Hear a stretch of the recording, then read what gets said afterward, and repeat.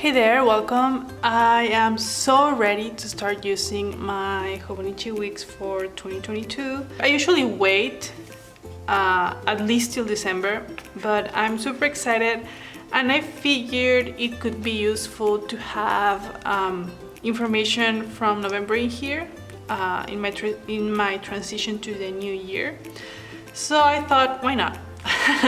Especially because I have one for 2021 and I figured I can move some of the weeks of November from this planner and add them to this planner to have this one go from November 2021 till the end of 2022.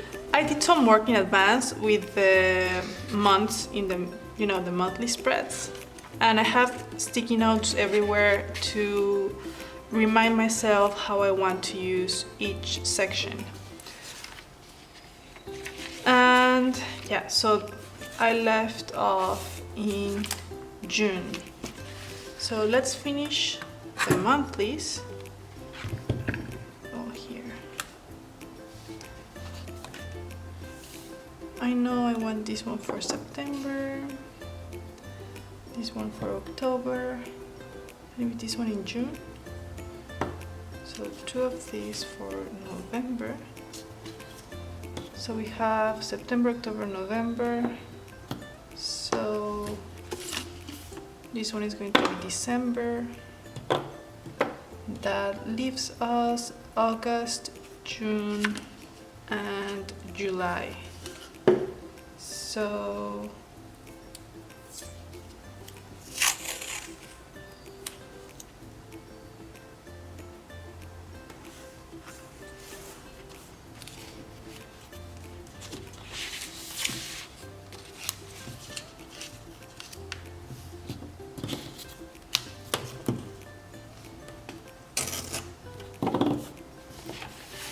there's June,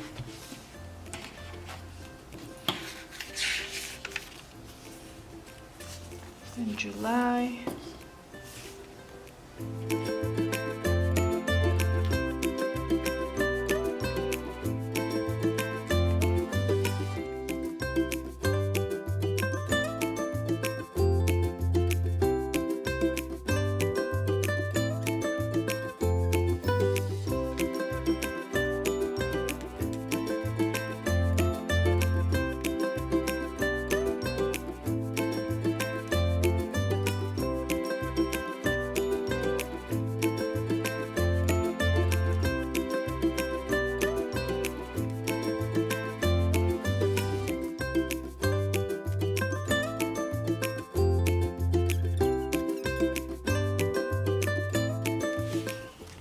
Okay, so those are my monthlies. So we have December, January, February,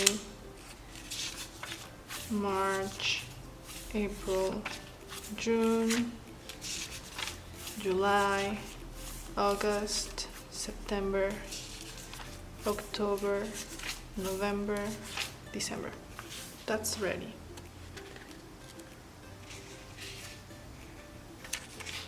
So I want to add some paper in this.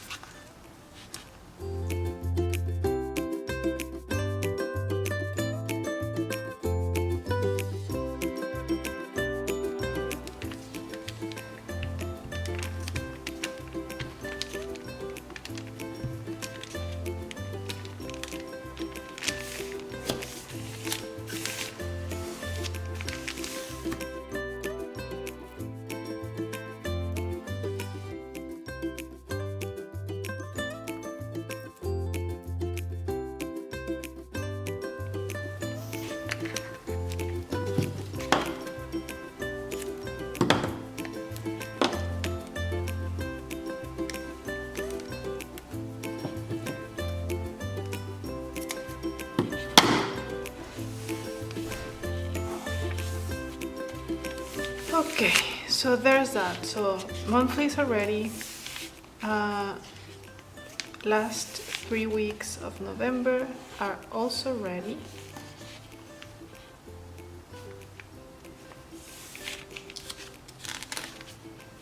And then it just jumps right into December. So we have November 28th, and then it goes on through 29, 30, and then December 1st. So it's like a perfect continuation into this planner. Beautiful. That's ready. Now we go to the back.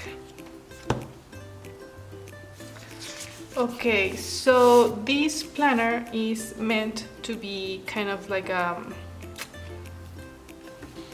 call it a planner to rule them all. Because I expect to go through between 3 to 4 bullet journals in 2022. You know how with, well, at least I do it. I do like having an index in my bullet journal. So all my bullet journals do have their index at the beginning of the notebook. But what I have in this bullet journal and this one and this one, for example, for 2021 is kind of isolated. For example, let's say I want to look up notes regarding my son's health, and I have notes in this bullet journal and this bullet journal and this bullet journal. So I would have to go through each one of them looking at my index to find what I'm looking for. What I mean when I say that this is going to be a planner to rule them all is that instead of having just like an index for each bullet journal inside each bullet journal, I want to have the index for my 2022 bullet journals in here. This way I will know at the end of 2022 that if I want to find anything I may have written down in one of my bullet journals or one of my, extra planners, because I always like to play around with planners, I don't have to look into every individual notebook to find what I'm looking for.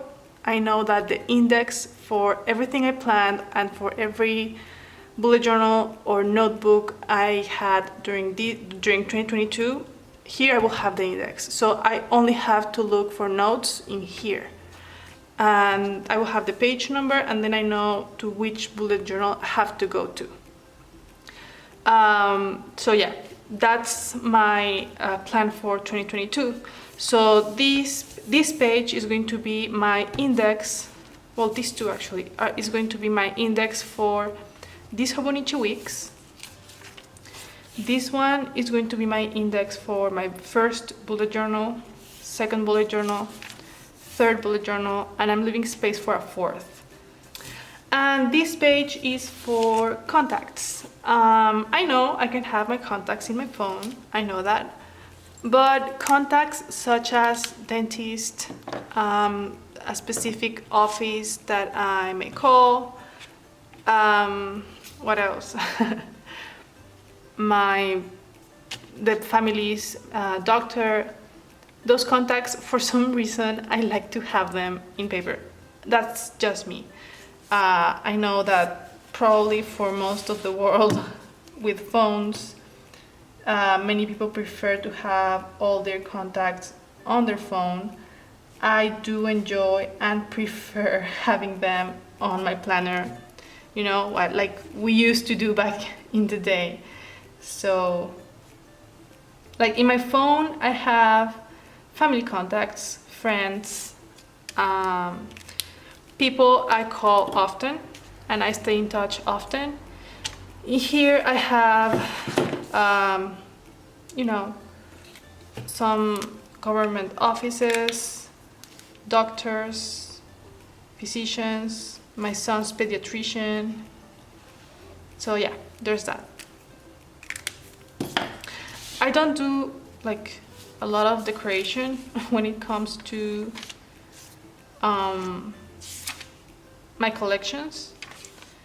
I try to make it as simple as possible. So All the decorating happened here at the front. Here in the back is very simple.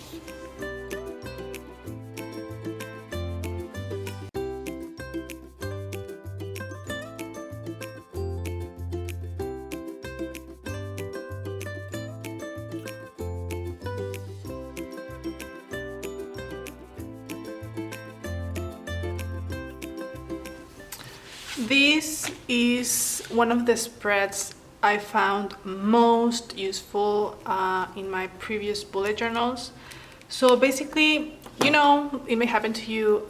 Sometimes you may wonder like, hey, when was the last time I got a haircut? Or when was the last time, I don't know, I had a manicure? Or when was the last time I got sick? When was the last time my son got the flu? All those things that is useful to know when they happened, to have like a bird eye view on maybe when is your next appointment, or in the case of you getting the flu, how often you're getting sick. I track them in this kind of log. So I'm going to transfer my 2021 log. I have it on my bullet journal. I'm not showing it because it does have personal information. So I can have at a glance when I had, for example, a doctor's appointment in 2021 and see when is my next appointment due, maybe in 2022. So in this case, I like to be able to see not only the whole year in one page. I think it is useful to see both years, one next to the other. And my self-care log for 2021, I find it super useful. I always reference it, especially when it comes to like my son's flus, my personal appointments related to healthcare and self-care. So it does help a lot. So there's that. Next, courses for 2022. I always like to take online courses. So, and for some reason, I don't think I did a log from the courses I took on 2021. I think it's a good idea to have this in here. Then my goals.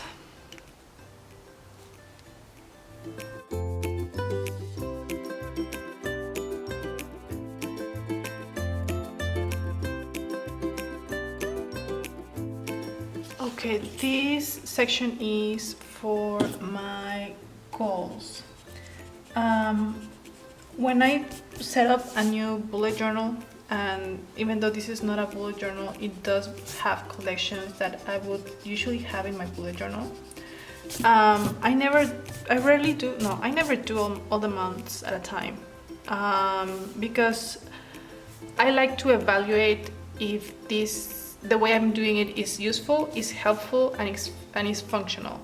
If by the end of April I find that the way I am tracking my goals or keeping track of my goals is not functional, like this setup, I may change it. So I'm leaving the space for the remaining months of 2022 in case I want to keep it the same or change the way I am tracking my goals and priorities for the year.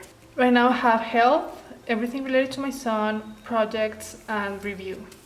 So these pages I have marked brain dump, movies, books, TV shows to read, to watch movies and series.